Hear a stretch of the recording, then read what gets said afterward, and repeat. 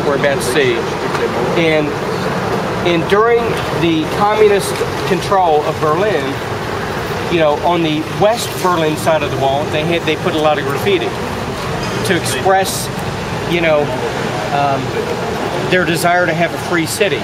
But on the East Berlin side, you could not get close to the wall or you'd be shot, because the East Berlin side was controlled by the Russians, by the socialists.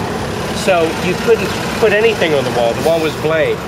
So we're on the East Berlin side here, and when they left this section of the wall up, you know, after the wall came down, this section was remaining. It was blank, and artists from all over the world came, and they did artistic. Where's Brenda?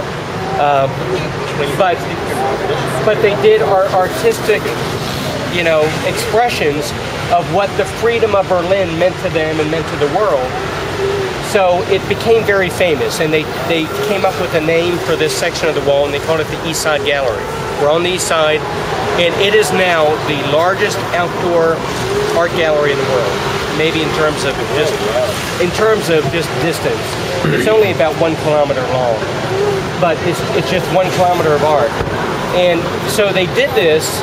All these artists came. About 120 of these artists came. And I know I shared something with 1 or 2 of you, but I just want everybody to catch it. But over time, you know, with weather and with kids doing graffiti over the art, it became very deteriorated. But last year was the 20th anniversary of the wall. So the German government invited all these artists to come back 20 years later and repaint what they did.